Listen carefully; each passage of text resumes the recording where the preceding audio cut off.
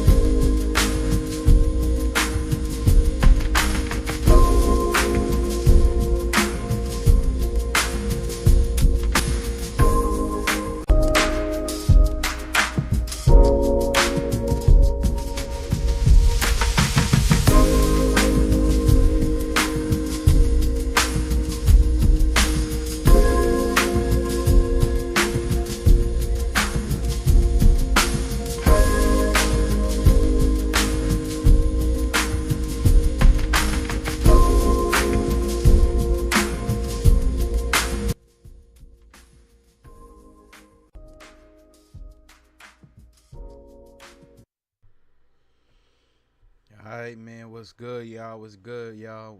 Welcome back. Welcome back to the Copper Color Cultures, Copper Color King YouTube channel, man. We back with another dope video today. We are back with another dope video. Oh, man, I got some fire for y'all today. I'm not even going to cap. And why I say it like that is because, well, obviously, as everybody should know by now, Donald Trump and Kamala Harris have been trending all over social media. And the number one topic surrounding around Kamala Harris right now, the question is she black or is she not? Now, I'm going to be the one to tell y'all, just because a person is Jamaican or just because a person is Hindu, that does not entirely make them black. I know I preach a lot of copper color love, a lot of copper color soul, you know, uniting all melanated people. But when I talk that talk, it's only to say that, you know, we gonna unite those who want to be on the ship. Anybody else who want to do their own thing, man, we gonna let them drown. Right? Not all skin is kin. Right? Not all skin is kin. And history teaches us that. Thoroughly. History teaches us that. Shall I continue? So like I said, man, Kamala Harris trending. You know, is she black? Is she not? What is this lady's ethnic makeup? What is her background? You know, as we can see, her moms and pops, you know, one being Indian and one being Jamaican, but almost looking like he's Chinese. That's my opinion. That's my take. I'm gonna be honest. I feel like Pops look like he got a little bit of Chinese in him. I have Chinese Jamaican friends, right? I have Chinese Jamaican friends, and depending on that blood makeup, they might not be black. That's all I'm saying. They might not be black. But I say that to say, man, we got to understand not all skin is kin. The lady that we see before us right now, and I promise y'all, my hand to God, cannot be classified as a black woman. And even if she was classified as a black woman, we got to stop using that as a reason to immediately flock to that side. Because I'll tell y'all, history teaches us one thing, that, like I said, black people weren't always black people. You know, a lot of black people did some really atrocious things back in the day. Right? A lot of black people did some really crazy things back in the day. People don't know that, though. You know, I spoke about this a little bit previously, a little bit before on some of my other videos, right? Antonio Johnson, slave owner, right? A slave master, right? One of the black slave masters in South Carolina. A black man. Some people say he's African. I debunk that. This man is a Portuguese fellow. He's a Portuguese fella, and he has Jewish blood, Jew blood, Moorish blood. You know, kicked out of his home around the time of the Inquisition, 1492. But why is he important? Well, he was one of the major players in the slave trade back in the 1800s.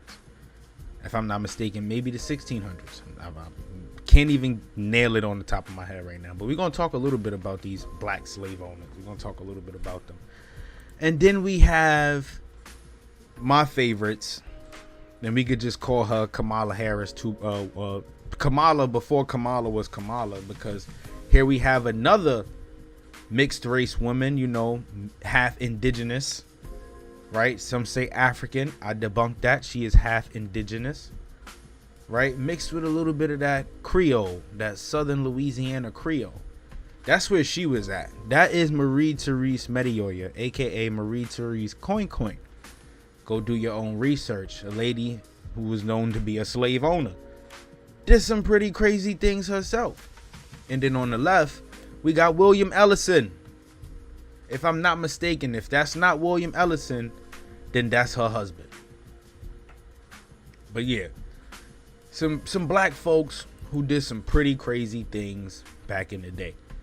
And even still, till this day, right, y'all? Till this day, this is why I say we cannot continue to pull this, oh, if the person's black, then let's go for it card, because till this day we are having a major issue with black on black crime, black on black violence in America.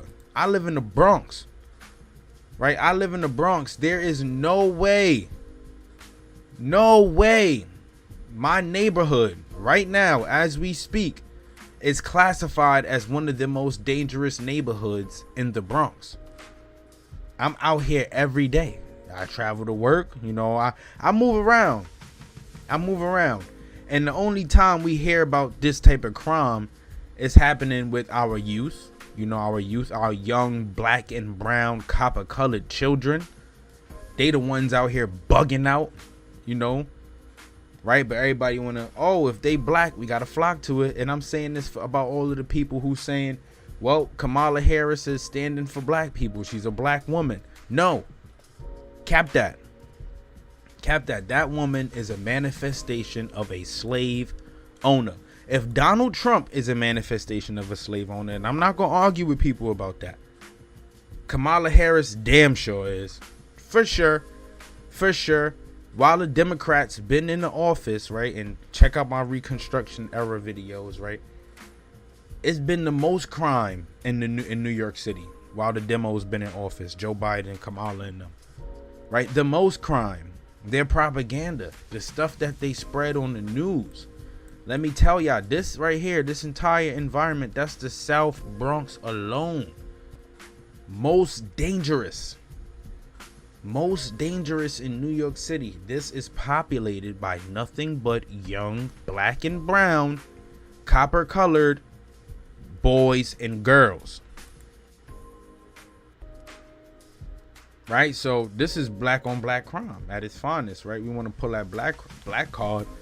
Black people got to understand, copper colored people, we got to understand first, if we supposed to get anywhere, right, we got to check each other at the door. Like, check each other at the door, right? Just so that we could understand that, you know, this stuff is deeper than a vote. This stuff is deeper than having a political face representing millions of people in America. That's impossible. We are representations of ourselves. So we got to get it together, right? We got to get it together, right? We are stuck in that Willie Lynch syndrome mindset, and we are slaves to our own mental, right? Slaves to our own mental, because how we think and feel is how we perceive ourselves to the world. And if the crime in the Bronx is at its peak right now, right, is this high, is considered most dangerous, then that means these young black and brown brothers and sisters are thinking and feeling in a negative space, right? Slaves to their own mental, right? Again, here we are fighting slavery. Fighting slavery. Truth be told, that's what we're doing right now. We are fighting slavery. But it's not a physical slavery anymore. It's a mental slavery. We're fighting a mental slavery. And we just got to break the shackles. And there's some black people that's behind that. That's behind keeping that mental enslaved, right? There's some black folks behind that. And sorry to say, y'all. Sorry to say. Right? Homegirl, she just might be a part of that. She just might be a part of that. Right? I don't see a kink in her hair. I don't see a kink in that girl's hair. Not one. Not a curl, not a kink, not a coarse, not a nada, not a ting dog. The Aborigines had more coarse hair than this, if we really want to talk about it. Right? The Aborigines. And the original Hindus, right? The original peoples of that area had more coarse and kinky hair than this. So y'all gonna tell me this is a black woman? She ain't black. Nah, it's pandering at its finest. That's all. It's pandering at its finest. And we just gotta understand that for what it is. Take it for what it is. Do the research, you know, understand politics, understand Democrats and Republicans and their roles in our society. And we also got to understand at the end of the game, at the end of the day, this is all a game of Monopoly, right? For those people, they just playing Monopoly, and we just the pieces getting knocked over at the end of the day, right? So you got to stand up for something, man, right? Fight against black on black crime, fight against black on black violence, because that's where we create that connection at its source, right? But moving forward, man, like I said, I'm not going to continue to talk about Skamala. That's what my sis be calling her. My good sis. I wish she was on this one with us today, but let's move forward. So like I said, we were going to talk about black owned slave masters in South Carolina in the United States in the 1800s, right? So this is a little book that I picked up on, and we're gonna go through this as we continue throughout these videos that I'm gonna be doing regarding this stuff. And it's just gonna talk about some of the let me see, go back to the title, the free Negro owners of slaves here in America, right? And in the introduction it says, the aim of this report on the free Negro is to facilitate the further study of this neglected group. Most of these people have been forgotten. For persons supposedly well informed in history are surprised to learn today that about 500,000, almost 1/7 of Negroes of this country, were free prior to the emancipation in 1865. Prior, they were free prior. This means before the Emancipation Proclamation. It is hardly believed that a considerable number of Negroes were owners of slaves themselves, and in some cases controlled large plantations. There were several reasons for selecting the census of 1830. In the first place, the earlier reports do not give as much information as the census of 1830. At that time, moreover, the free Negroes had about reached their highest mark as a distinct class. The reaction which set in the earlier in the century restricted their freedom and in many cases expelled them from the South. This census then evidently reports the names of larger numbers of representative free Negroes than any other census prior to their debasement to a lower status or their migration from the South right? Because a lot of these free people ended up moving where? To the north, right? And then where they were brought down to a lower status, right? After Emancipation Proclamation, after these folks were made free, they were brought down to a lower status, even though these people were already free. Right now, we just got to talk about the why they were free and how did they become free and what they were doing while they were free. Right. This trek reached its highest point between 1830 and 1835. Most of the free Negroes in the North in 1830, therefore, had been there for some years. The census records show that the majority of Negro owners of slaves were such from the point of view of philanthropy. In many instances, the husband purchased the wife or vice versa. The slaves belonging to such families were few compared with the large numbers found among the whites on the well-developed plantations. Slaves of Negroes were in some cases the children of a free father who had purchased his wife. If he did not therefore emancipate the mother, as so many such husbands failed to do, his own children were born his slaves and were thus reported by the enumerators, right? 2 censuses, I've been spoke about this before. One where they're documenting slaves as family members, and then one where family members are really being documented as slaves. And thus forward, right? Now they'll be able to be sold to the highest bidder, right? So that's something that a lot of people don't understand or know about in history, right? Free black folks. A lot of these people being mixed Aborigine, Swarthy European, Moors, whatever the case may be. Free black folks having to purchase their family members so they are not documented as slaves by the census takers. Let's continue. Some of these husbands were not anxious to liberate their wives immediately. They were not anxious. They considered it advisable to put them on probation for a few years, and if they did not find them satisfactory, they will sell their wives as other slaveholders disposed of the Negroes. Right? Same treatment as a regular slave.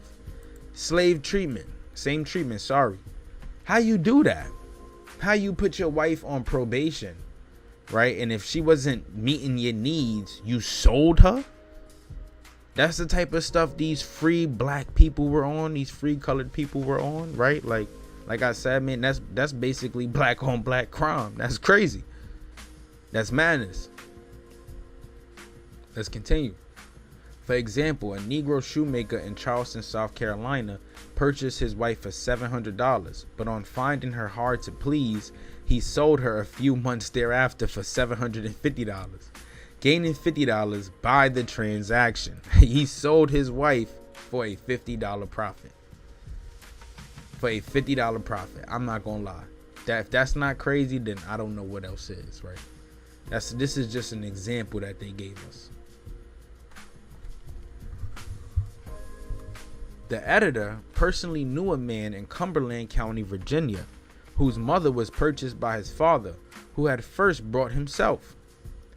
Becoming enamored of a man slave, she gave him her husband's manumission papers that they might escape together to free soil. Upon detecting this plot, the officers of the law received the impression that her husband had turned over the papers to the slave and arrested the freedman for the supposed offense.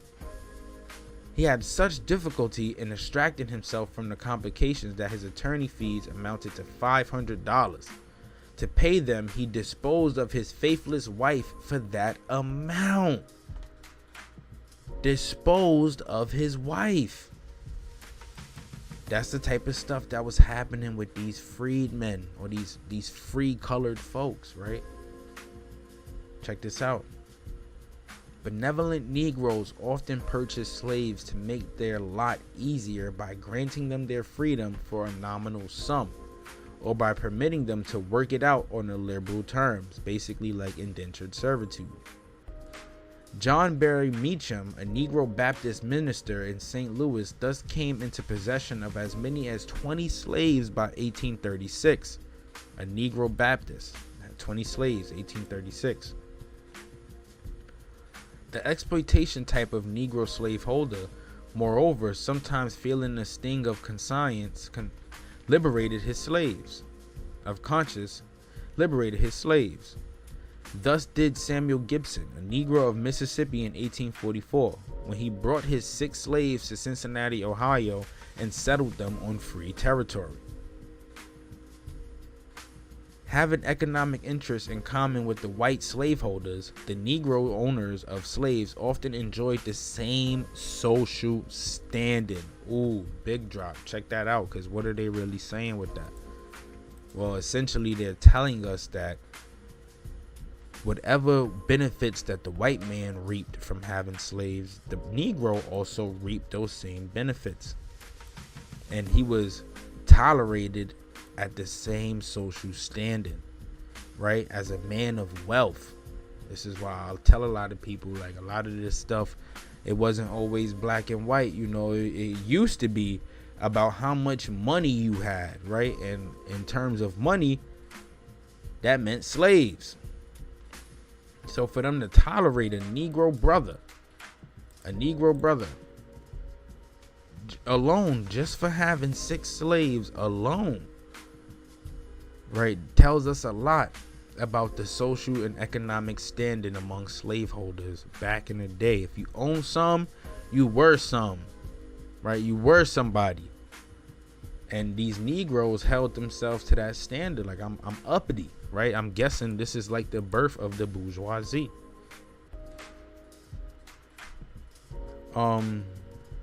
It was not exceptional for them to attend the same church, to educate their children in the same private school, and to frequent the same places of amusement. Under such circumstances, miscegenation easily followed. While those taking the census of 1830 did not generally record such facts, the few who did, as in the case of Nansemond County, Virginia, reported a situation which today could be considered alarming.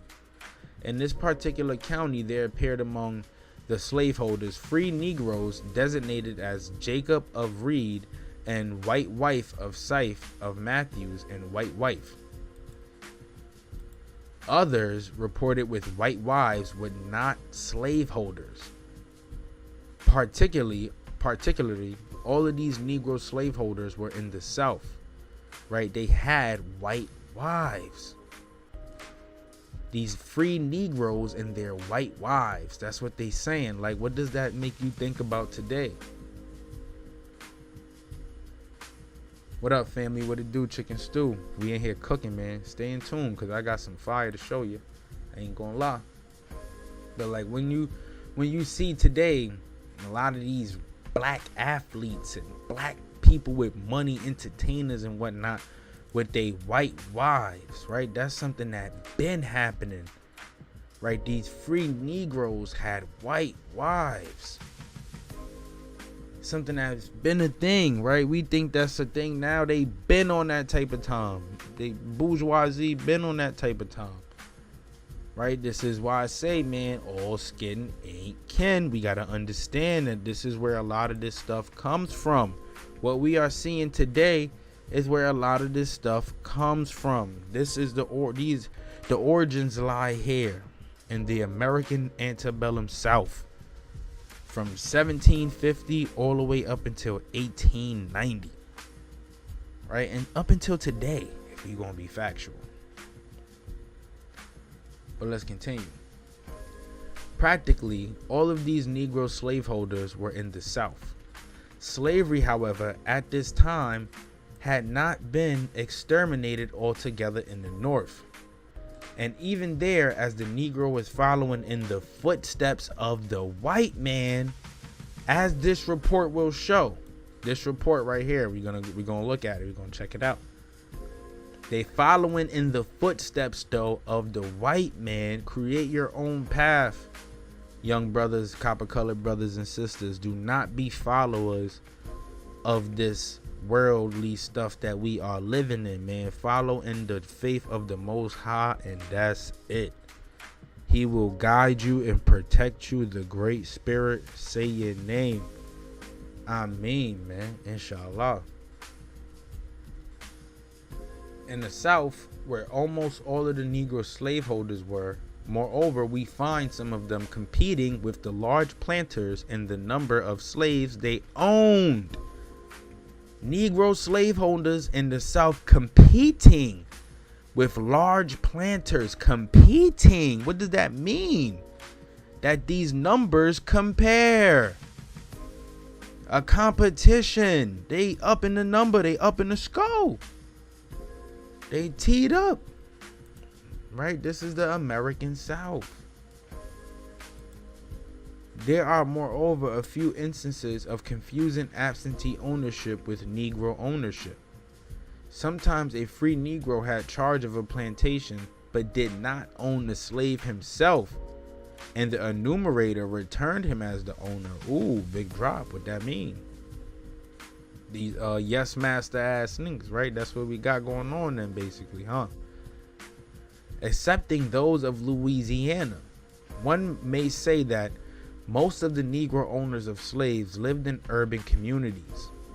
In those parts of the South where the influence of the kind planter near the coast was not felt, the Negro owner of slaves did not frequently appear.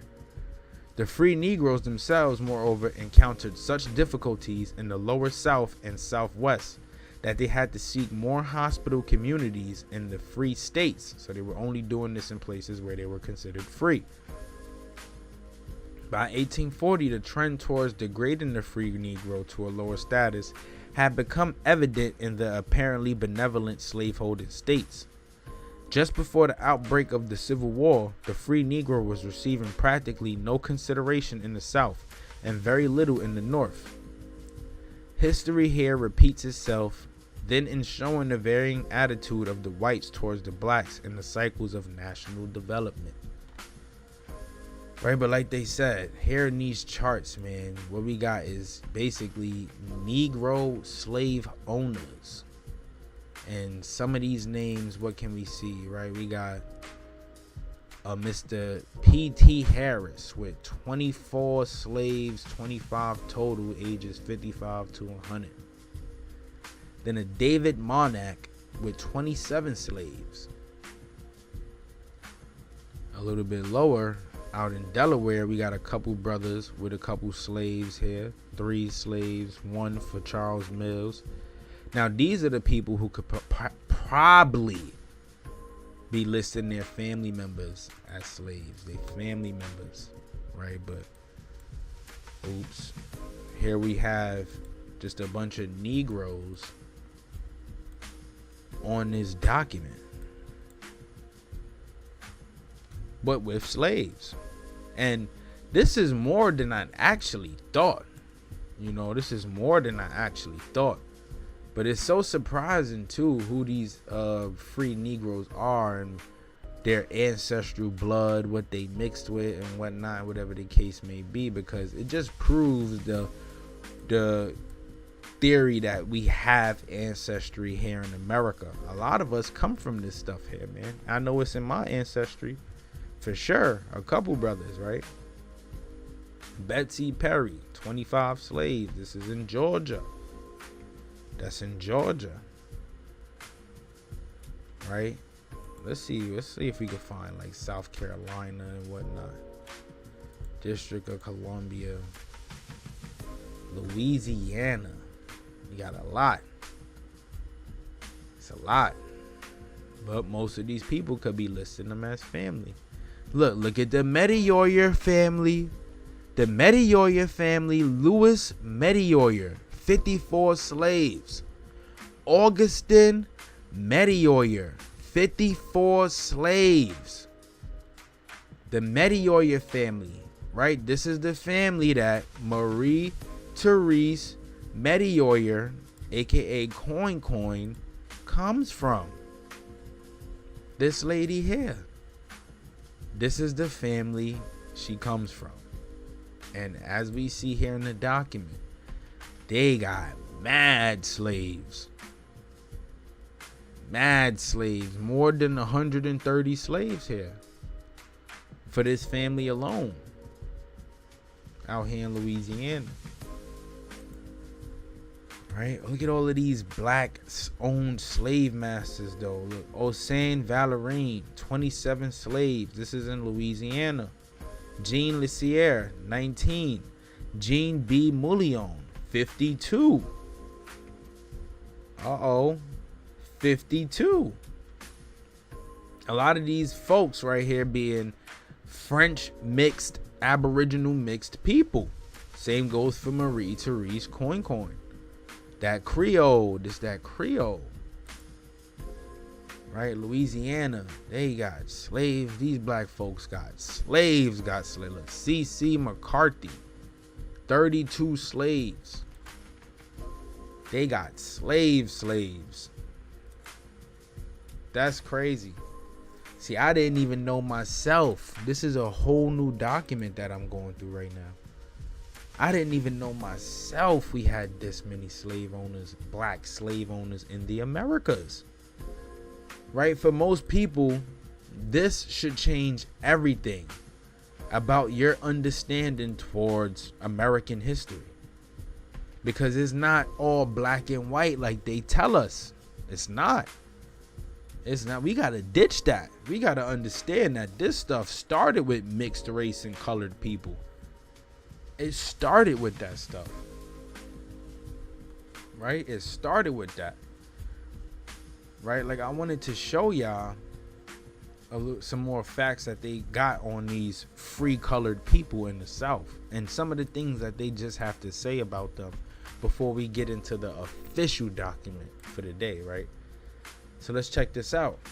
So this is from South Carolina Encyclopedia, and this is what they have free persons of color documented as, right? Free persons of color, also known as free black. Free persons of color occupied an anomalous position in the race-based slave society of antebellum South Carolina. Several factors contributed to their expansion. For personal reasons, especially during the colonial era and early 19th century, slave owners manumitted freed slaves by last will and testament. Slaves who accumulated money through trading or by hiring their time were sometimes allowed to purchase their freedom. Atrocious service to society could warrant freedom. An act of 1702 freed slave militiamen who killed or captured an invading enemy. When the slaves Caesar and Samson invented cures for rattlesnake bite in 1750s, the legislature emancipated them. Check this out. Free blacks. Sometimes. We're going to dodge that sometimes, hijack, because we already know that there was a lot of mixing going on. Descended from Native Americans. And we ain't talking about the Siberians and their Native American cousins, right?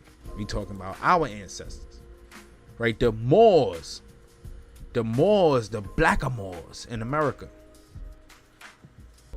They descended from Native Americans, while others migrated to South Carolina from other states and foreign countries. Foreign countries like what? Europe or the Caribbean islands, the Caribbean, right? The pirates of the Caribbean, some of them coming to South Carolina and becoming slave owners themselves, right? Some fighting against it prior, and then coming to South Carolina broke, needing money, no longer pirateers, becoming free black slave owners, free colored slave owners, right? But like they said, they sometimes descended from Native Americans. This is important because when we go to start talking about this stuff in a little more, I'm going to show y'all what was popping in South Carolina. Like, I've been speaking about this stuff. I've been talking about it, but I just felt like I had to revisit it again just to help people understand, like, you know, this black stuff. I love being copper colored, but the fact that people are telling me, yo, still at this point, they would rather vote for Kamala Harris. Why? Because she's black. I've actually heard people say this. And it just be dawning on me like, you don't understand how dangerous black people are to one another, right? You don't understand how dangerous we are to one and another. That's what we gotta fix, because we pose a great threat, the biggest threat, if anything, thus far to one another. Right? Look, we gotta understand this, right? Free blacks never exceeded 2% of the state's antebellum black population, which was consistent with its lower South neighbors but starkly contrasted with states in the upper South. This disparity occurred because the egalitarianism of the American Revolution and the natural rights doctrine that stimulated manumissions in the upper South were less influential in the lower South. Also, upper South economic changes facilitated emancipation, while the lower South emerging Cotton Kingdom increased its dependence on slavery. Who were the first people to work with their cotton, right? Those were the Aborigines, right? The skilled laborers. They, if people don't know or understand this, were America's first slaves, right? First slaves, right? They mixing in with the people, having families, those family members being slaves themselves. Move forward 200 years, 150 years, they are now considered black or Negro or free colored. Right? Check this out. As early as 1800, almost 6% and 16% of the black populations of Virginia and Maryland, respectively, were free. So that's a huge percentage considering what the makeup was. Right? Free black in the 1800s just mean you were mulatto, right? Mixed race, that's what they saying. This is what they saying. Or you just had some money. Right? That's a big percentage of people. That's more than just the 1 and 2 that I spoke about throughout my research. Right? And another thing that we got to make note of is that free persons of color were disproportionately female. They were female. So what would this tell us? That most females at the time, a lot of females at the time, were slave owners. Right? We just went through the files. We see how many black folks up there got slaves, right? And what would that tell us too when we thinking about it and we looking at Shawty from that perspective? Right, I'm not even gonna say it. I would love to see if a woman in position of power and position, but she really got to stand up for the people, right? She really got to be on timing, because what? I'm not trying to be no type of slave, right? I won't go with that. It's not gonna work with me, because we gonna have to bang out, right? We gonna have to bang out. We gonna revisit this one though a little later. Oh, there's one more part I wanted to show y'all, right? So look, it says in 1860, mulattoes comprised 5% of the state's slave population, but 72% of the free blacks, right? Mulattoes were 5% of the state's slave population, but they were 72% of the free blacks, a big population. So we going back to what they said, right? Free blacks sometimes being descended from Native Americans. Now, if y'all been watching my videos, we already know, right? We already know whatever they would consider a mulatto to be would be that mixed race person, right? That free black coming from Aboriginal blood that mixed with the Moor that probably came over here to America under an indentured servitude contract, right? Trying to make some money himself, because the only way to make money was through slavery at one point in time. And this is why people say, well, slavery was built off America was built off the backs of black people. I won't say black people. I'll say it was built off the backs of the indigenous people, our ancestors. Black is a term that we could give to something that's like a void, a black hole. No, we got to be specific on who we talking about when we talking about this stuff, because it means a lot, right? It means a lot. It means a lot. They telling us that 72% in South Carolina were free black mulattoes. Right? The term free persons of color referred to the mixed ancestry, I tweaked, of free blacks in the lower South. Before the Civil War, race was not defined in South Carolina law. Before the Civil War, race was not defined in South Carolina law. Race was undefined in South Carolina law. They were not race baiting before the Civil War. This is what this tells us. Read it and understand, man. That's why I tell people, leaving race to be determined by reputation and phenotype. Because of this, some free persons of color passed for white. Why? Because they were light-skinned. Maybe with not all of the copper-colored features. Right? But see, before the Civil War, race was not defined in South Carolina law, which means race was determined by reputation and phenotype.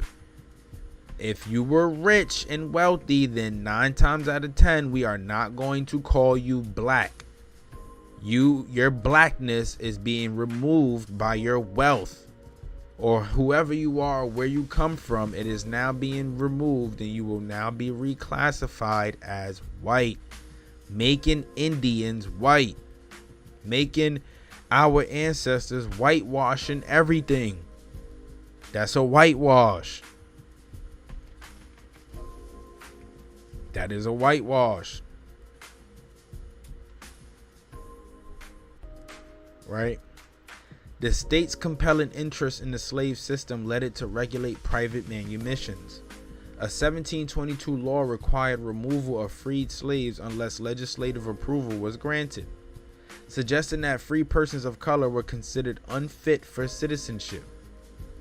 An 1800 act required court approval of manumissions in order to prevent elderly or depraved slaves from being foisted on society.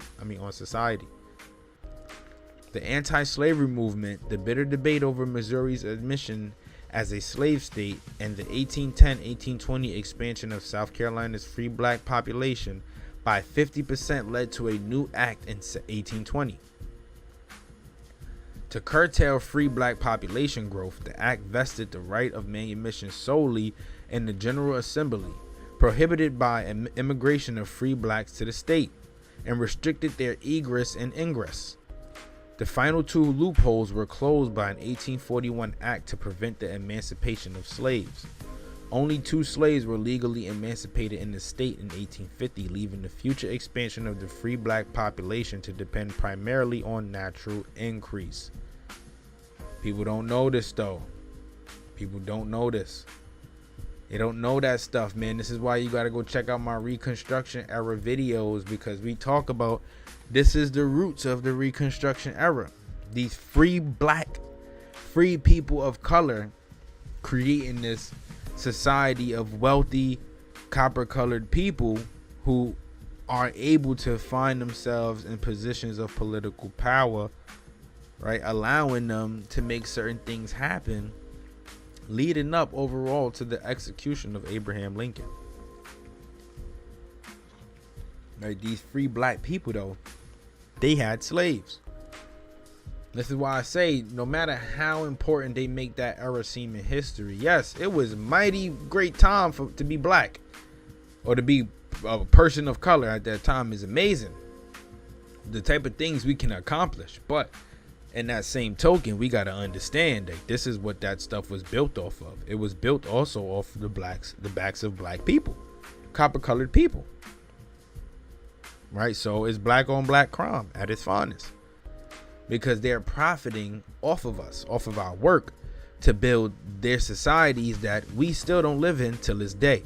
Some of them being washed under the lakes or whatever the case may be. But a lot of those people still, like I said, till this day would not accept us, today's black people, into those societies.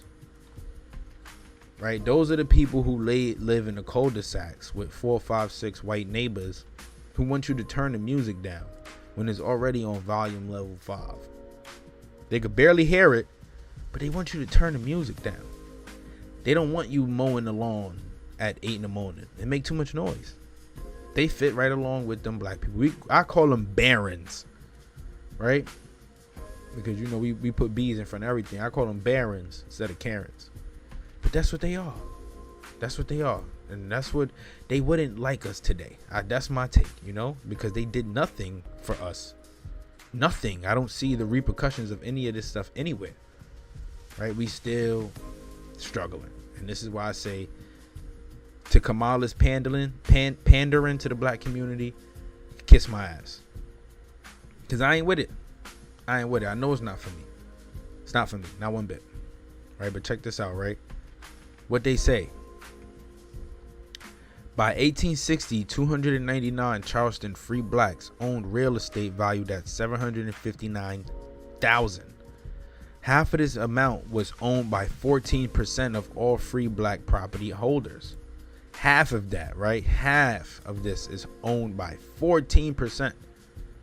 Right? Half of it. And the other half is left to the rest of the people. Anthony Weston belonged to this propertied elite, and used his millwright skills to accumulate an estate worth $40,000 by 1860. Jehu Jones accumulated a similar estate through real estate speculation in his famous hotel in downtown Charleston. In 1860, 171 free persons of color owned 766 slaves. Frequently, these were family members who had been purchased but could not be legally emancipated. Other free blacks held slaves for their labor. In 1860, Daria Thomas, a planter in Union District, used many of his 21 slaves on his cotton farm. Likewise, William Ellison Sr. of Sumter District used 63 slaves on his plantation and his cotton gin.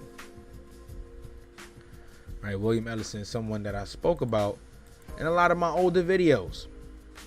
And some of the how many slaves he had, what he was doing, how he was killing folks out there on the field, murking them, making them work to death, right? Brutally, viciously whipping and beating his slaves, right? William Ellison, so-called copper-colored man, so-called, right? Mulatto. And then we have another one, Daria Thomas. He had 21 slaves on his cotton farm, right? Waving in the water while staring at your black slave master, right? And I wonder how that made them feel, because in the movies they show us that it's black and white. See, but it wasn't like that. Another part, right, before we move forward, it says, the Brown Fellowship Society was established in 1790 for charitable and social purposes, and membership was limited to a light complexioned free blacks. Complexional differences often divided the community, and in 1843, equally elite and respectable free dark men established the Humane Brotherhood. Its elite free persons of color established private schools, and their children sometimes continued their educations in the North or abroad. See what they was doing though? Had light-skinned and dark-skinned folks going against each other. Right now, we still do that stuff till this day. Till this day. It's been happening for so long, and we just stuck under that hijack. I love all people. I may not want to rock with you, but I ain't got no hate towards you. It's nothing but love. But how we separated ourselves off of this stuff is crazy, bro, because like I keep saying, that is black on black crime at its finest. At its finest. right? But like I said, man, let's move forward. So, real quick,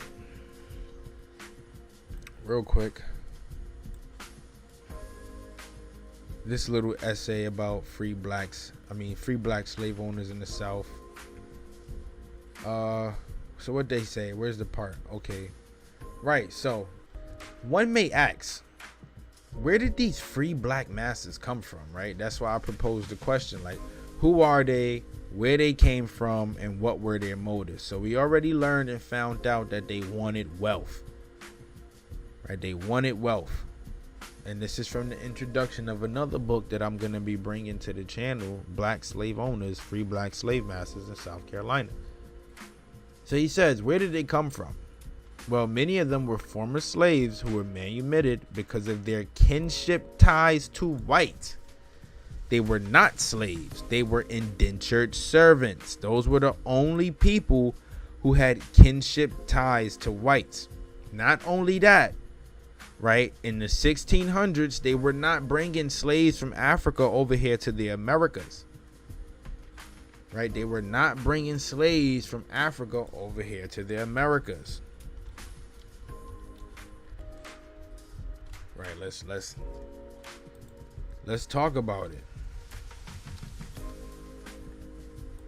Right, let's talk about it real quick. I don't know if you guys have ever even been to this website, right? But this stuff right here shows us so much. I mean, when we go back all the way to the 1514, we just gotta understand where they were purchasing these captives from real quick, right? And what was happening at these areas. And I'm gonna talk about this stuff a lot later on in other videos too, because we got to understand the Inquisition and Europe's involvement in Portugal involvement, whatever the case may be, and a lot of this stuff, right? Where are these people coming from? Who are they? What's their ethnic background? Are they Africans? Can we really say so? Here's this, right? Check this out. So, in 1514, after America was discovered, 1492, quote unquote, right? They were beginning their voyages, Seville, Lisbon, Portugal, Spain, whatever you want to call it. Purchasing their captives, right? These first two say the Congo River, right? Granted, check this out. Seville, Arguia, Cape Verde Islands, Cape Verde Islands, Cape Verde Islands, Cape Verde Islands, Sao Tome, Cape Verde Islands, Sao Tome, Cape Verde Islands, Cape Verde Islands, right? And these people were being placed in Cuba, San Juan, Puerto Rico, you know, the Caribbean islands, San Domingo, right? Creating the populations that we see today, these Hispanic communities, right? And it's a term that they give them is Moranos, right? Moors, whatever you want to call it. But these people are Ladino. They are Ladinos, right? That's what they call them. They are Ladinos. And what Ladinos were the Moranos or the Maroons, right? Maroons. We got to understand the role these people plays, right? Because they tell us that they are Africans, right? See, in the New World, as early as 1512, African slaves escaped from Spanish captors and either joined indigenous people or earned out a living on their own. One thing we have to understand about these quote-unquote African peoples is that where here do you see these slaves being purchased in Africa other than the Congo River? Their voyages are beginning in Spain and Portugal, and they are stopping at the Cape Verde Islands. One thing that we got to understand about the Cape Verde Islands is that on the Cape Verde Islands, they were bringing, or a lot of the people that they were enslaving, right? Enslaving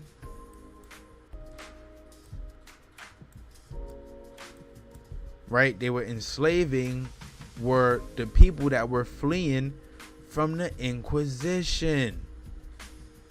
They were fleeing from the Inquisition, and they were being placed on the Cape Verde Islands. Check this out.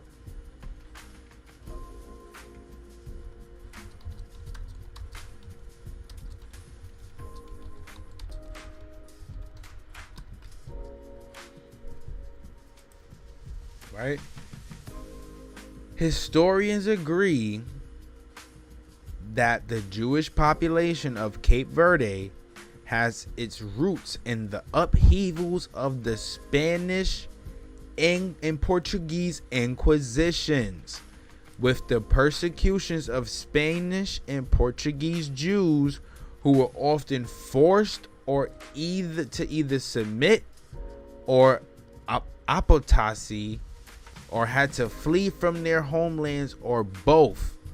A second influx of Jews arrived in Cape Verde in the 19th and 20th centuries from Morocco and Gibraltar.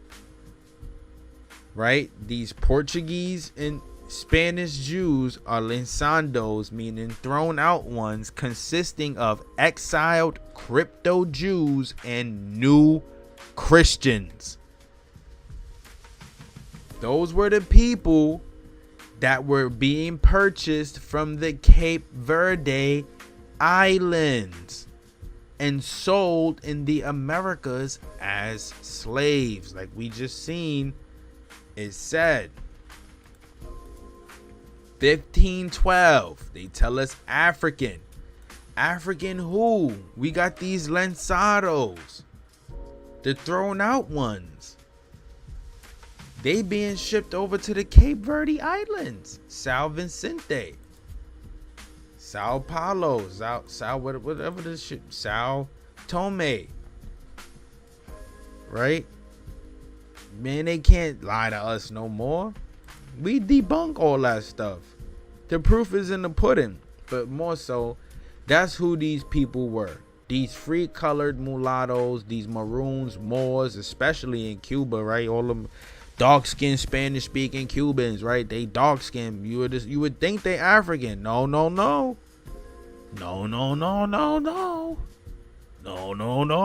Not true. See, from Cape Verde to Cuba, they landed 75 people. 75 people. We don't see slaves coming from Africa until the 1800s. That is a fact. Look, see, even in 1545, still from the Cape Verde Islands. This is all during the Inquisition, during a period in Europe's history where they're undergoing a big change. Many changes, right? Isabella and Ferdinand over there taking over. Right, they taking over. Charles V taking over. Right, taking over. And then the thing about it too, a lot of these crypto Jews and stuff, they were fleeing to the western coast of Africa as well. And basically the goal of the Inquisition was to capture these people, was to capture all of these lost tribes, right? These Jews, these Israelites, right? That's what we're going to call them, these Israelites, to capture them, right? Whether it was in Africa, Cape Verde Islands, the Portuguese Guinea, right? No matter where it was, the goal was to capture them. But we don't see many ships going to Africa until it's taking me a while, until we start going into the 1800s. And this is all facts. But from this jump, from the Cape Verde Islands, these folks being placed in the Americas, creating a lot of these populations that we see in history today, like the Maroons. Right, the Maroons that they tell us are African slaves, but that's cap. That's cap. Cap that. Everything happening in the 1500s, right, has nothing to do with Africans. Look, see? It gave rise to a wave of Dominican maroons. Who are these Dominicans? People seem to forget. Dominican is a European term. They from Europe. Dominicans are from Europe. The word Dominican is from Europe. So what African? African who? You telling me the Dominican maroons are Africans, but Dominicans were firmly established in the 14th century throughout much of Europe, but they're African. No, cap that. Cap that. It doesn't make sense. See, when you're talking to me, you got to make those things make sense, man, because I do the research, right? We understand what was happening in this at this time in history.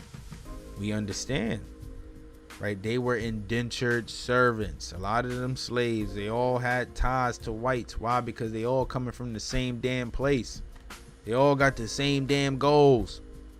We want to make money, new land, right? This is why the American Revolution, the Mexican Revolution, and the American Revolution and the Haitian Revolution extremely important, because we have to understand, other than the Haitian Revolution, Mexico's revolution and America's revolution was basically so that the bougie people here in America and Mexico can control themselves. They no longer wanted to be ruled by the crown.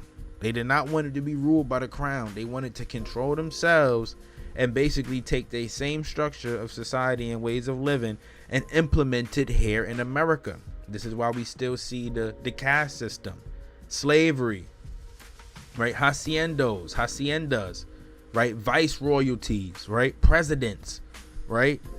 Governors, estates, states, royalties, all of these different things that are basically of that origin over there in Europe. Is of that origin, but they brought it over here. They brought it over here because that's what they wanted. Check this out. Right? Many of the black masters in the lower South were large planters who owned scores of slaves and planted large quantities of cotton, rice, and sugarcane.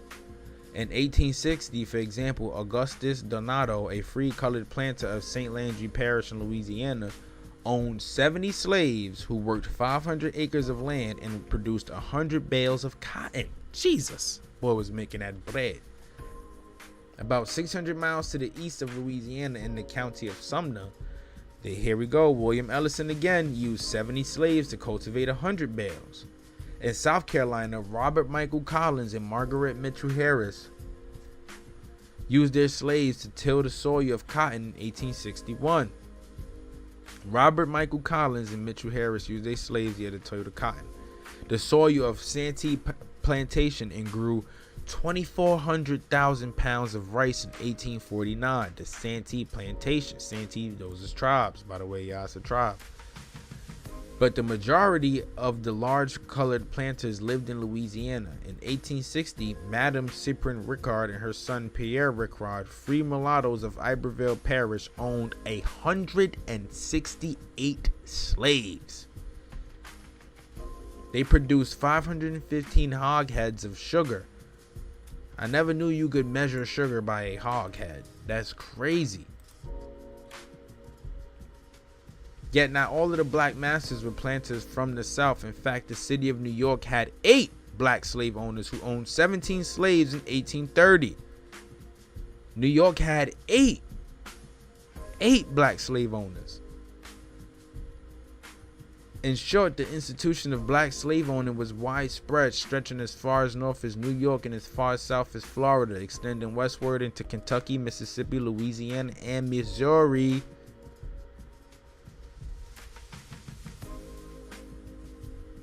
Right? Look, a lot of these black slave masters inherited slaves from black relatives as well as white kinsfolk. A few black masters owned slaves in West Africa, dodge that, and transported their slaves to the New World. But the majority of the black slaveholders used their own industry and worked as artisans, entrepreneurs, and even as unskilled laborers to obtain the capital to buy slaves, right? Indentured servants. They were indentured. They had to work their right to passage to America. And I can actually believe that they own slaves in West Africa, because these black masses are still Jews and Moors. They still the Jews and Moors. They're still the same people, still trying to accumulate some wealth. Look, the accusation of slaves by black folks was the result of various factors, right? Many blacks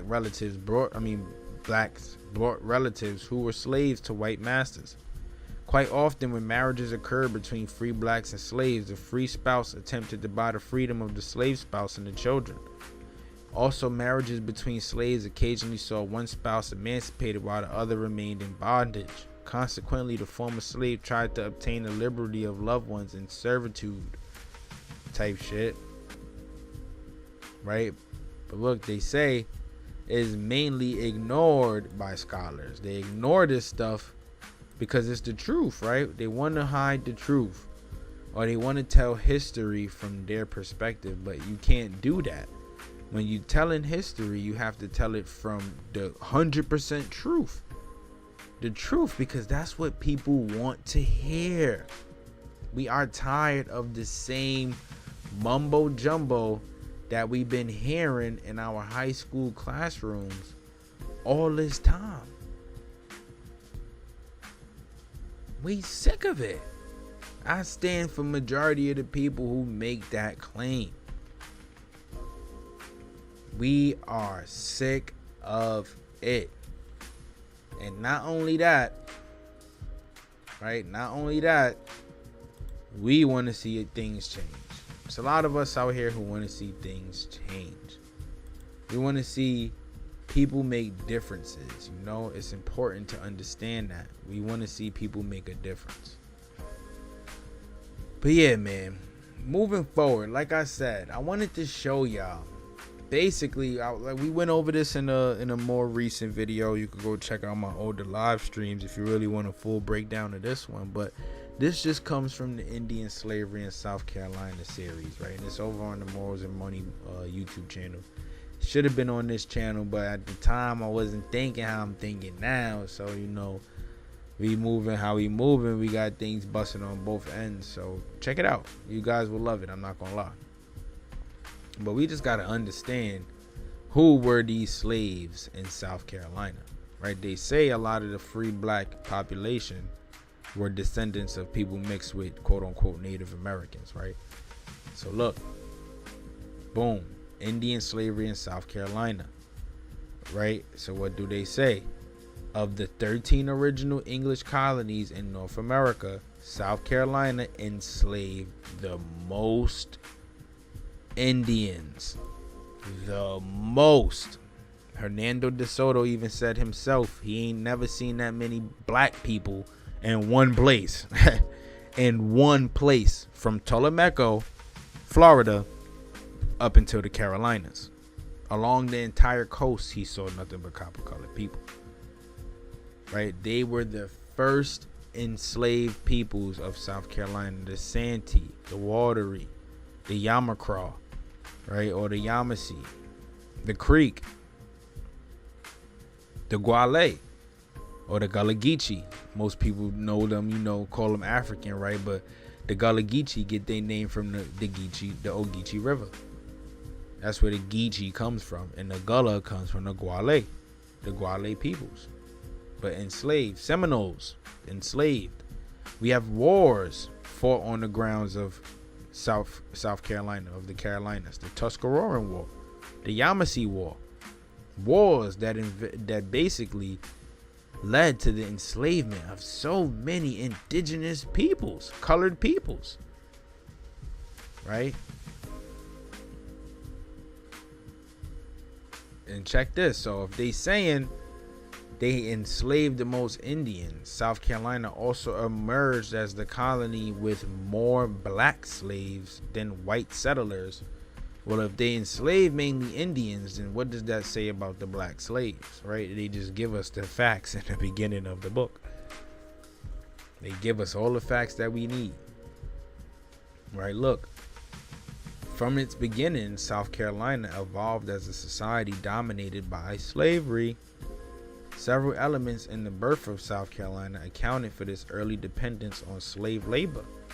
The colonization of South Carolina by residents of Barbados, right? Most of these slave masters also coming from Barbados. These indentured servants, or these free colored people, or these pirateers. The expressed interest in commercial gain by the proprietors found in South Carolina, and the perceived unsuitability of white labor for the hot, humid low country. Indian slavery sprang for these and other reasons peculiar to Indian-white relations in South Carolina.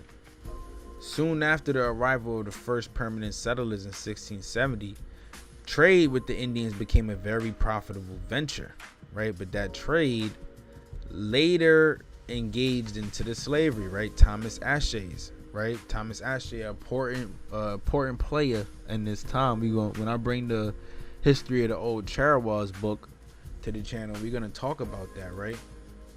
Right, but look, check this out. They said many Indian slaves from King Philip's War in New England were sent to Barbados, right? Sent to Barbados. So, right, we had copper-colored people coming from the American mainland going to the Caribbean. Further, the South Carolinians were aware of the Spanish example in the West Indies, having enslaved native Arawaks and Caribs. The Spanish also transported many Indians from the continent to their West Indian colonies, right? So we had the slave trade being told in reverse, so to say, right? So to say, we could say that it's a possibility, right? More. We got more. There's a whole lot more in this stuff in this book. I mean, when I was reading it, I was just amazed by some of the stuff that I saw, because it's like, wow, right? The Virginians backed up these harsher viewpoints in the actual practice after the uprising. In 1627, the Captain Sampson arrived in Virginia with a boatload of Carib Indians from the West Indies, right? The assembly discovered that the Indians had run away and hid themselves in the woods, attempting to go to the Indians of this country. Now, what are runaways called? Seminole. Seminole. Seminole. The runaways. Peoples from the West Indies mixing in with the peoples of the Indians of this country. This is the truth behind the slave trade, quote unquote. In the 1600s, they weren't bringing no Africans, right? This was just straight up indentured servitude in Aboriginal peoples. That's the truth. This is the truth going into it. But like I said, we're going to talk about it. If we're going to talk about it, let's be about it, man. So more, right? Look, check this out. Blacks joining the ranks of white. Black slave owning in the 1800s South Carolina. Now I'm gonna just take a brief pause, man. I just need those who are tuned in. I'm gonna take a brief pause. Just stick with me real quick. I just gotta go get a bottle of water. Be right back.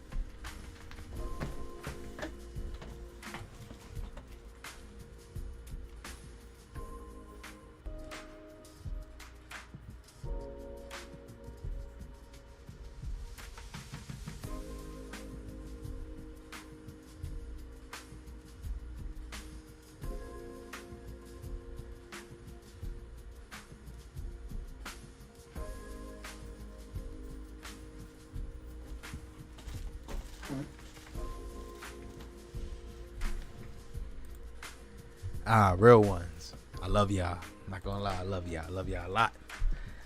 Alright, let's check this out. So where we at? Blacks joining the ranks of white black slave owning in the 1800s South Carolina. This is a thesis presented to the faculty of the College of Arts and Sciences and partial fulfillment of the dative requirements for the degree of Master of Arts in History, Winthrop University. And real quick, right? For you guys that are tuned in, man, if y'all ain't check it out yet, make sure you go check it out. The Copper Colors coloring book is out now on Amazon. It's literally all you gotta type in. It's the first book that pops up. Purchase. I'm pretty sure you're gonna love it. You're gonna enjoy it. For you, your family, children, adults, doesn't matter. Get in tune, man. This is the type of stuff that's what's gonna bring us together. Like Austin Powers used to say, groovy, baby. And then another thing you could do too, the link will be in the description or in the bio. Subscribe to the Patreon. We're gonna be publishing these articles up there, 100% proofread with all notes, annotations, all of the stuff that you could use to help you read and understand what was going on. So this is in chapters. We're gonna start with the first one, probably try to go into the second one and see what we could come up with and what we could learn, right? So, as an introduction, it says, the story of slavery is more complicated than one might imagine. The slave experience is filled with hardship, from the disease-ridden slave ships to the brutality of the work that filled their daily lives. However, this story is more complex than white slave owners controlling and humiliating black slaves. Some blacks would attempt to emulate the white ruling class and own slaves. This aspect of slavery is little known or talked about due to the poor records of the time. And a focus on race as a crucial factor in the slavery system. They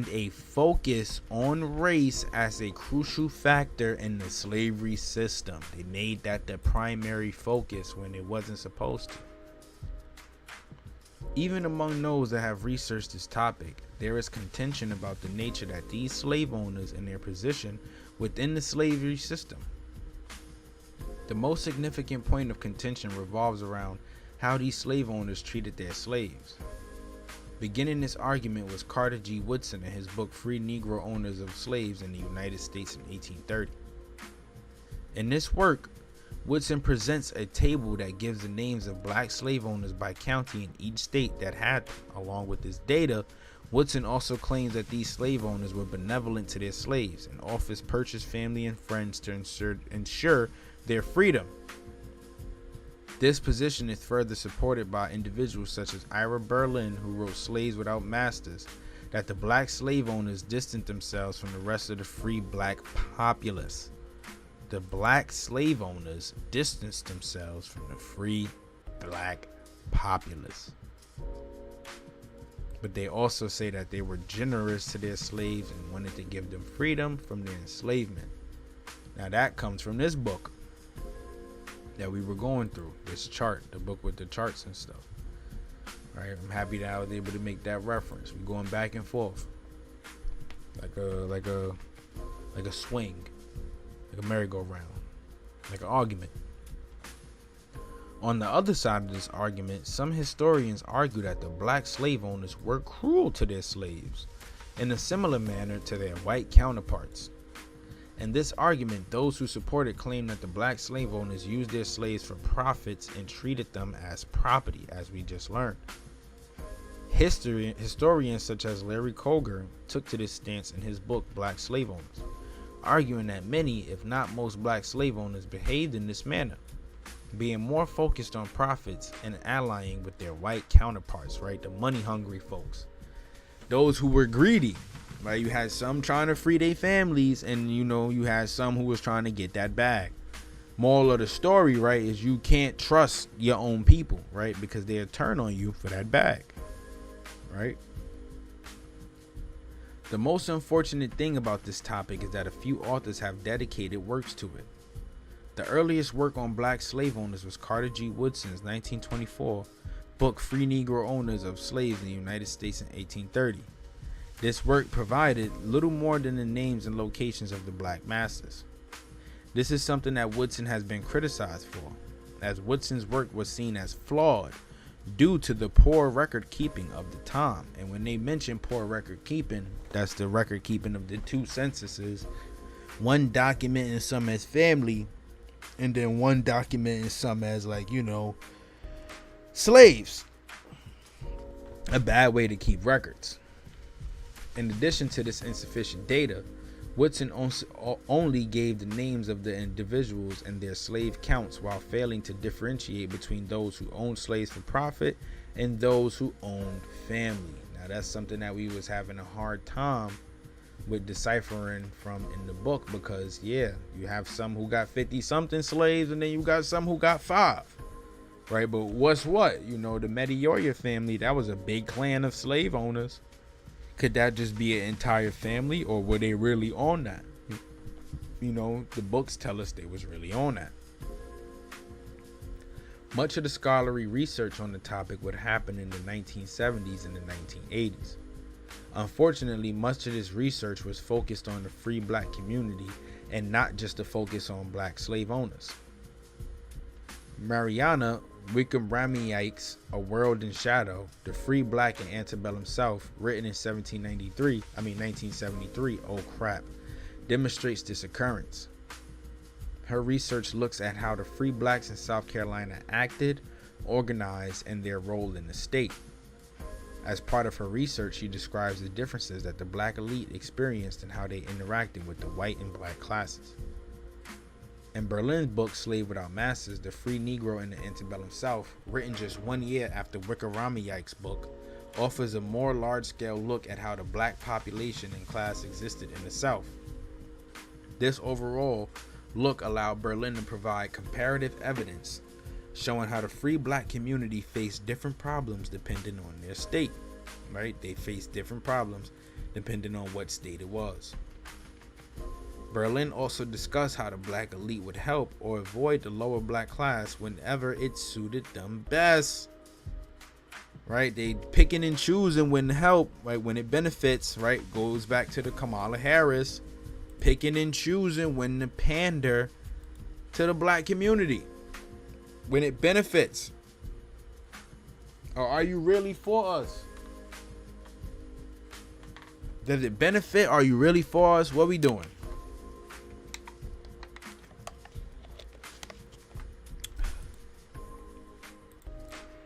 Berlin also discussed how the black elite, the general look into the free black community was not the only topic scholars focused their research on. Some scholars instead concentrated on how individual families came into being and why they decided to own slaves. The book by Michael P. Johnston and James L. Roark, Black Masters, A Free Family of Color in the Old South, looks at the complete history of the Ellison family. This family was the most prominent and black slave owning family in South Carolina, with around 50 slaves at around the start of the Civil War. So they had slaves before the Civil War. Before the Civil War, they was on that. For the research that Johnston and Roark give, they trace the story of the family's founder, William Ellison, and detail his rise to power. The book describes how the family felt about events occurring in South Carolina and their actions to secure their position among the white families around them. Right? So in this book, we probably gotta find this one. It states how the Ellison's goal, William Ellison, if I'm not mistaken, is the brother that was next to Marie Therese, if that's not her husband. His goal was to establish and secure themselves around and among the white families, not with no colored people. Right, so he was uppity black, right? Heavy with that stick up his ass. Right, this look at a single family gives a suitable generalization of how others in their position may have acted or attempted to act. So there were other people moving like that. Right? Probably not seasoning his food and stuff, or cooking with herbs and spices or whatnot, just straight up eating it the way it is or whatever, right?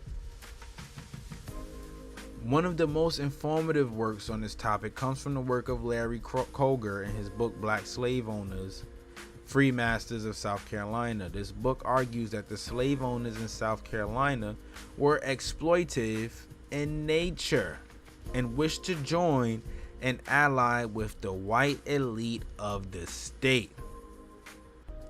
Colger also looks at the numbers and makeup of the black slave-owning population and the reasons for owning slaves.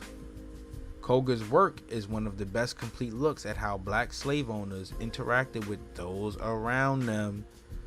Right? He has the best complete look, meaning his documentation of the Ellison family, or what was happening with the free black population, all coincides with real historical facts. Right? So that means most black slave owners at that time were trying to fit in with white people. That's what they saying. While many of the black slave owners in other states may have owned slaves benevolently, in South Carolina, the black slave owners opted to use their slaves in the same way as their white counterparts. Many individuals came from slavery and saw the system as a way to ensure their family's success.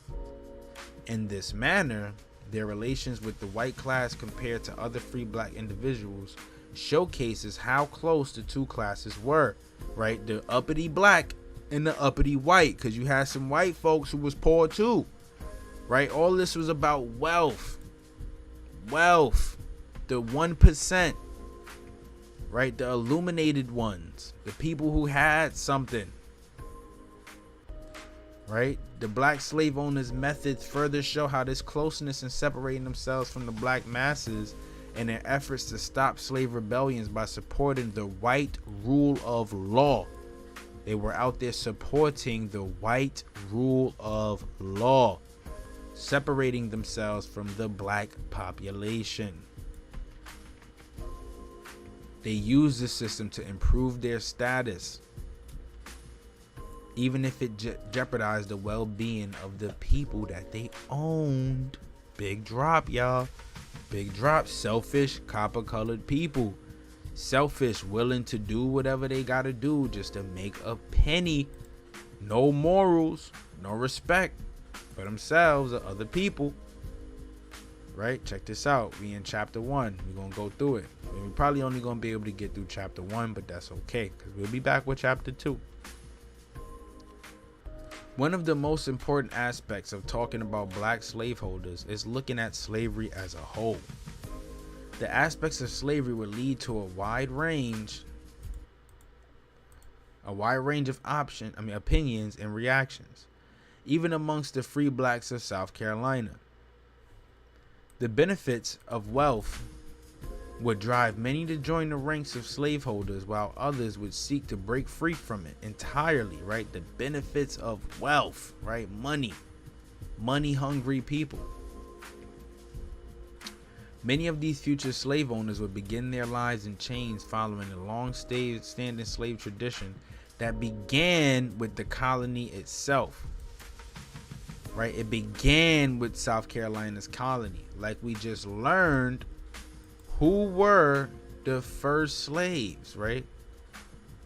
With the Act of 1682, trade in Indian slaves became not only legal, but also a source of government revenue. They placed duties on all Indian slaves being imported and exported out of the colonies. Right? They were bringing others in from land and others in from sea. Those were the first slaves. So when they say it began with the colony itself, yep, it began with the enslavement of the peoples who were here first, literally. The tribes I named. The slave system of South Carolina was unique from the start, as it differed in its establishment process from the older colony of Virginia. From its beginning in the Indian slave trade to the bottom of the colony, the slavery system in South Carolina offered tremendous opportunities and horrors for those within the system. Even when detached from the system by gaining freedom or by working independently, the influence of the slavery system was still felt by all in how free blacks were treated by the white class. With many black slave owners being freed, it is essential to look into the history of slavery in South Carolina, how these slaves worked, earned their freedom, and the relations with whites once freed. These aspects are important to understand the basis for how and why this new position in the slavery system was established. Right? Slavery in South Carolina began early as the colonists adopted the plantation system that had been successful in the Virginia colony. Right? What was the system? Indian enslavement, enslaving of the Aboriginal peoples. That was the system. So that's what they did in Virginia. That's why I always say, if you got historical blood in Virginia that takes you back to the 1600s, best believe this stuff is in your ancestry. It's there. It's bright and it's bold. You just got to go find it and check it out. I know I did. Right? A lot of people who got ancestors coming from North Carolina, South Carolina, Virginia, whatnot, you know, it takes you back this far. Real spill. On top of that, this is where the two biggest ports were. Gaddon's Wharf was where the biggest slave port was in South Carolina. In addition to the success of the Virginia colony, many of the Barbadian settlers, we just saw this, to the region brought their experiences from the West Indies. These Barbadian ideas included the use of slave labor, which they used in Carolina to supply Barbados with food and other materials. Big drop. What we got? Please, I'm about to pull something up for y'all, right? Check this out. Right? Check this out, because what, like we just read, they was doing this in Barbados, right? Look, the founders of South Carolina were motivated differently. Most of them came from Barbados and came to make money.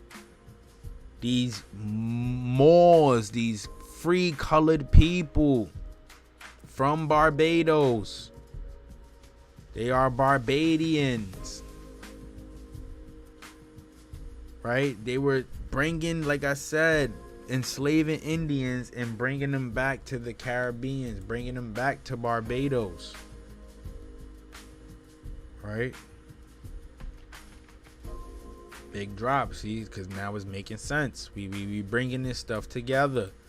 We bringing it full scale, all the way around, full circle. These slaves, right? And here's where they talk about this hijack. Would be a part of an extension of the existing African slave trade coming from the west coast of Africa to the New World through the West Indies. Cap that. South Carolina was established in the 1600s. There was no African slaves coming in at that time. There were no African slaves coming in at that time. I'm trying to tell y'all. Let's check it out, man. We gonna check it out. Right, they established new lands in the Americas, and all the way even in the 1500s, we still see they still coming from Cape Verde, right? And now even still we seeing them being placed in the Iberian world, North Africa, right? It's different, right? They bringing these folks from Spain and Portugal. These were the slaves, right? The first coming slaves, right? They were no Africans. This is probably when they first were starting to like settle down over there, whatever the case may be, going into that time. But those Africans were going to Brazil, right? Those Africans were going to South America. They were not coming to North America, right? This is why I'm saying cap that. It don't make no sense, because we did the extensive research already, right? We did the extensive research. I just showed y'all, right? They were coming with Carib Indians and then bringing our folks here in America back to the Indies, back to Barbados. So cap that. African slaves were imported to South Carolina from the colony's establishment, but an actual plantation system would not be created until the early 18th century, right?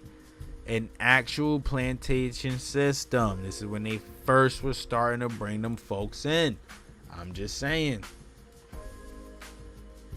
Right? During the colony's early years, the plantations were small and often used local Native Americans captured in raids or sold by other native tribes as slaves. This is when they had the tribes warring against each other.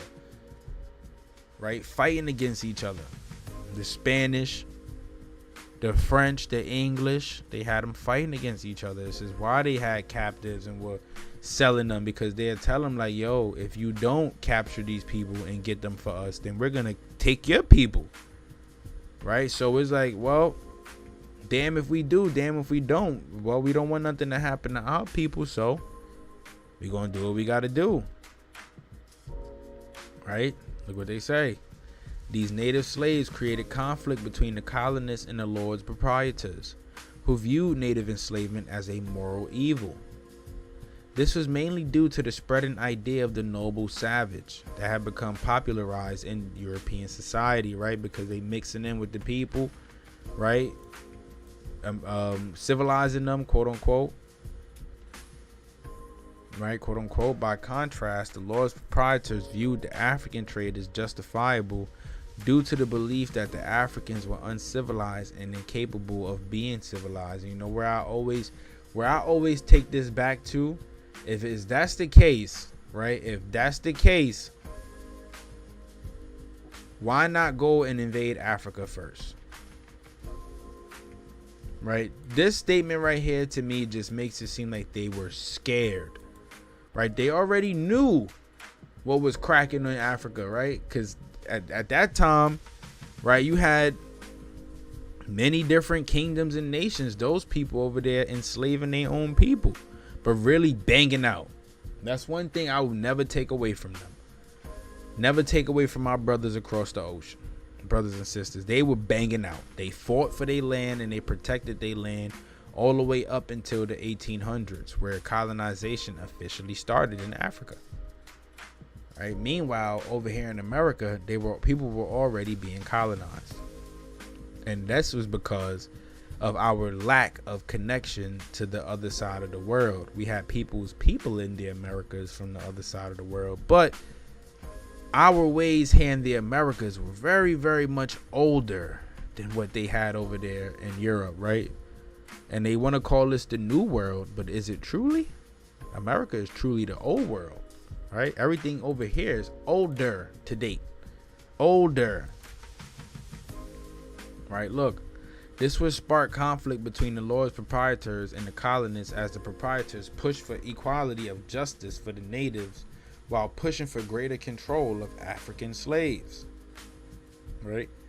The idea for slavery based on African slaves was even included in the creation of the Fundamental Constitution, in which Section 110 states every free man of Carolina should have absolute power and authority over his Negro slaves, over of what opinion or religion soever. They are not using the term African.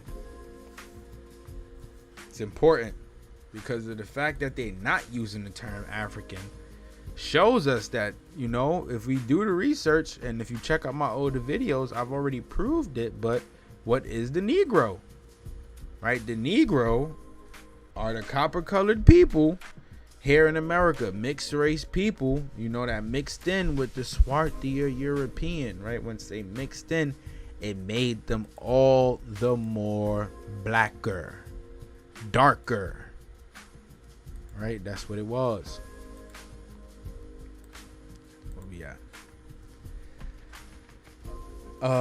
Trading was so massive that in 1708, trading was so massive that in 1708, close to 1/3 of the colony's 4,300 slaves were natives. So now they starting to tell us the truth, right? And dodge that native term. We're not talking about that, right? We're not talking about that. Native just means a person born in America. So yeah, we all natives technically once you're born here. The proprietors struggled to control the trade of natives into slavery, as even other elites attempted to participate in the enslavement of natives. This would often include appointed officials of the colonies, who would disregard or follow the orders of proprietors whenever it suited their needs. This struggle spiraled out of control, as the proprietors and elite struggled for power over the colony. Many of the removed officials would remain in their posts in defiance of the proprietors. One of the best examples is Maurice Matthews, who was in position of the Surveyor General. He was removed from his post in November 1683 for attacking natives in unjust wars for the sake of enslaving them, these Barbadians enslaving these copper-colored aboriginals, right? These Barbadians, these copper-colored slave masters, right? As well as the transportation of natives outside of the colony. Both of these were against the orders of the proprietors. However, Matthews continued to serve in his post and undertake raids against the natives despite the complaints of the proprietors. Check this out, like I said, the Tuscarora War played a huge role in this, and the Yamasee War as well. The Yamasee War as well, right? And I have an older video on the channel. Chief Sekou is talking about what happened during the Yamasee War and why they were being enslaved because of their skin color. They were being enslaved because they were copper colored, right? They're slaves, these people, these people in South Carolina, they didn't like the idea that, you know, these quote unquote noble savages, you know, had a darker skin pigmentation. This is his claim.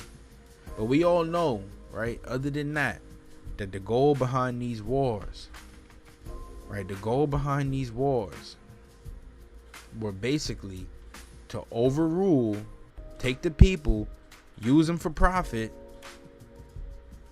and enslave and quote unquote civilize the population, right, quote unquote, right? And we're gonna pick up on this one. You know what, as a matter of fact,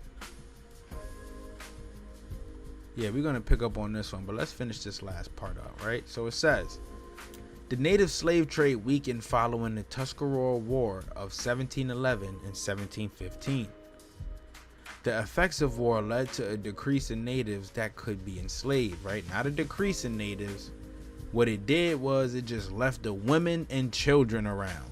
All of the men died off, majority.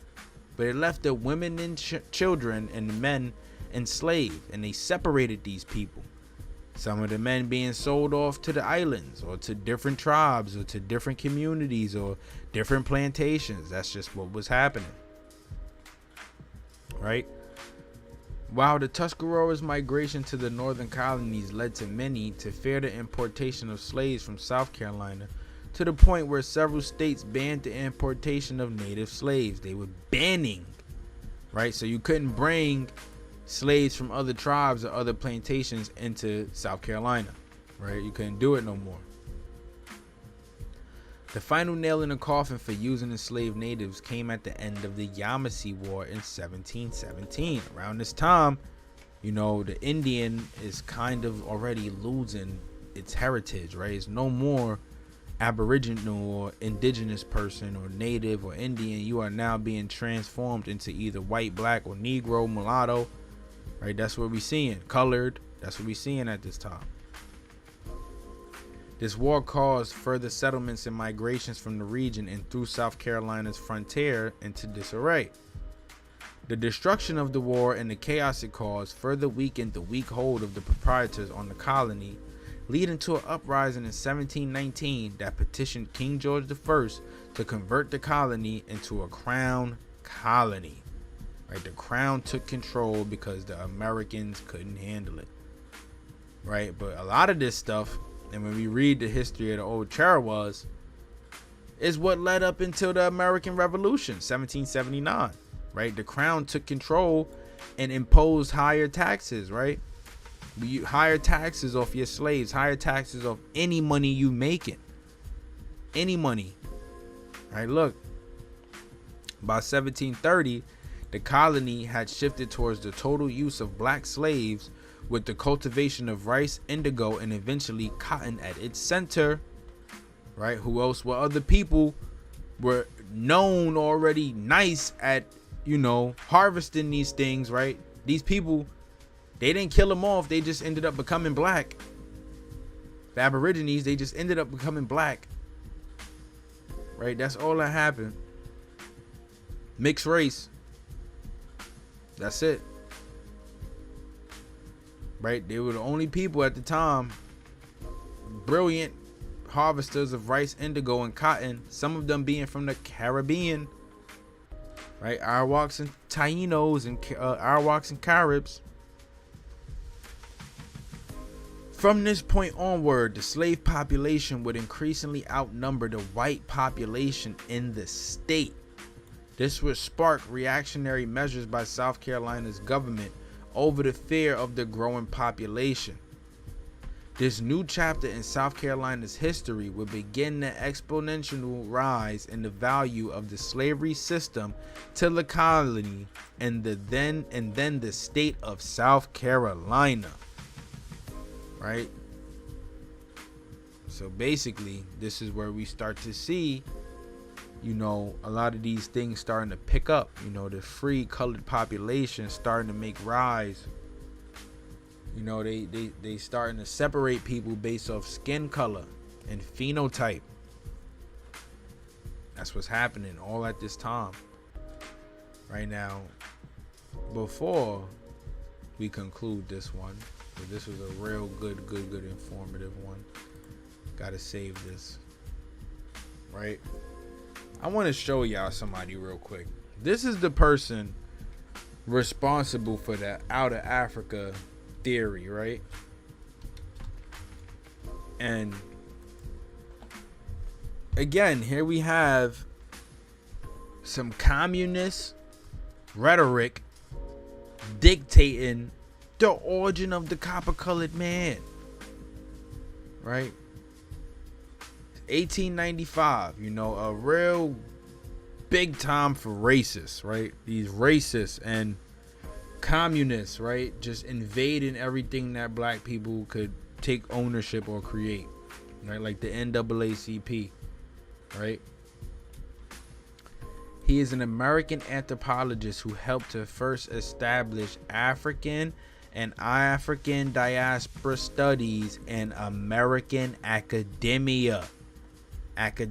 He is the first mother lover that's responsible for saying that, yup, Americans need to study African and African diasporic studies in order to understand that they're African Americans, right? This is what their goal was. This was a part of the plan, right? They wanted people to basically connect themselves to being African. So he was fascinated with Africa. Even though, you know, you got African societies here in America, in the South America, Caribbean, people with African ancestry all over, right?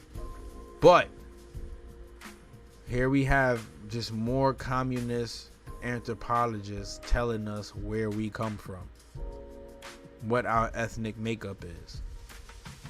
And we just can't sit and go for that no more, right? Look, black studies or African studies, black Canadian studies, right? Even we know black Canadians they're not even mainly Africans, right? These are Europeans as well, right? They include African American, Afro Canadian, Afro Caribbean, Afro Latino, Afro European, Afro Asian, African Australian, and African literature. This mother lover is the brother responsible for teaching all black people that they come from Africa. Right? You Afro something if you got an afro. If you got coarse hair, curly hair, melanated skin, you are an African. That's basically what they saying.